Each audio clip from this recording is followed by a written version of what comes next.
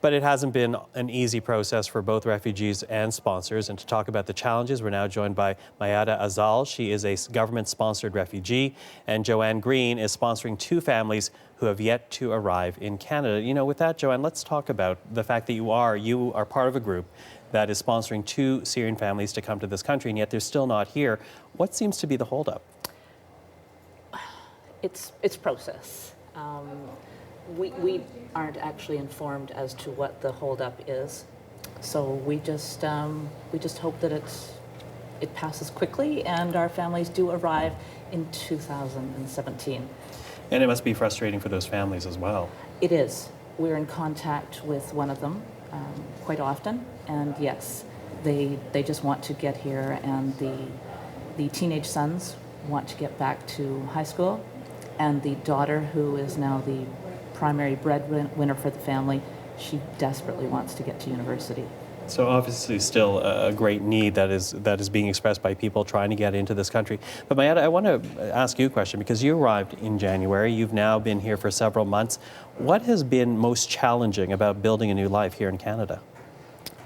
The language. Language is the most important thing here in Canada. It's very important to communicate with the others, to go out, to look for a job, a lot of challenges, like the weather also is very different from back home, from Syria, and how to deal with different society here in Canada, and how to go out, even how to make relationships with the neighborhood around you. Mm-hmm. And that is obviously a challenge, because anyone that comes to this country to build a new life, there's a huge culture shock. Mm-hmm. And Joanne, I'm wondering what you are hearing from Syrian refugees who've come to this country in terms of the challenges they're facing. Of course, language is always a big one, but what other challenges are you hearing about? Jobs.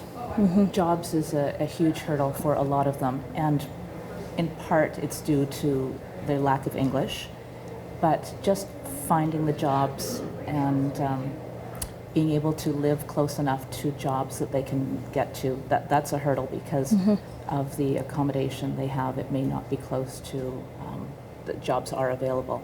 Mm-hmm. And of course the support that they've been receiving is also coming to an end, so jobs become that much more critical. Much more important, that's true. Mm-hmm. So challenges, but I also have to say some happy times too, because I also hear, Mayada, that 4 of your children were part of a Syrian choir who performed on Parliament Hill as a means of a thank you. I think we have a bit of that. We're going to play that, and I'm going to ask you a question after we play it. Okay, good.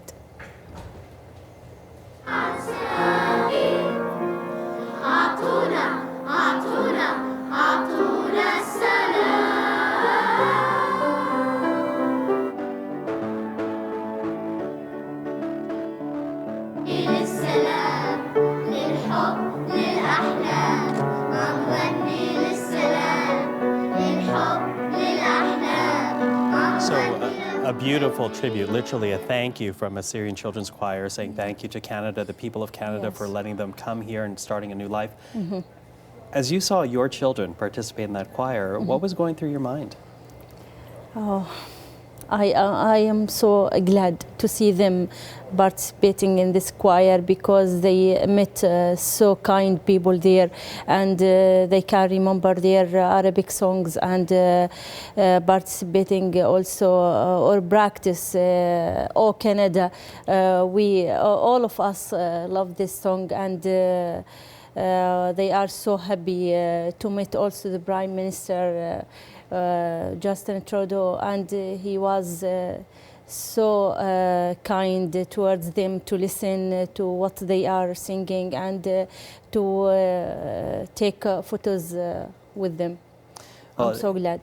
It's so wonderful to see them singing and participating, and part of what's very nice about this story, Joanne, and perhaps you can back me up here too, we're getting the indication that for children, the transition seems to be a little bit easier, and perhaps that has something to do with adapting to language quicker than adults do. Yes. But your children, are they adapting well? Are they happy yes, with everything? Yes, they are so happy, because their teachers in their schools are so friendly and so kind, and they can teach them slowly this new language, and they can learn a lot from them. And also in the choir they can learn also with the English language, and that's so helpful for them. Now, we just heard Joanne say that her group is still trying to get 2 families from Syria here. As a Syrian that's moved to this country, Yes. what has it meant for you to have this opportunity to be here versus what you left behind? I left my family there in Jordan, and I have also brothers-in-law also in Egypt. I hope that all of them around me here, because my kids are needed their family, and I hope all of Syrian family came here to Canada, because it's so lovely country, and the people here is so kind. I wish I have all of Syrian families here in Canada, because almost of them, or a lot of families are there under that crazy war, and still feel so sad because death around them every minute. I wish I can do anything for them.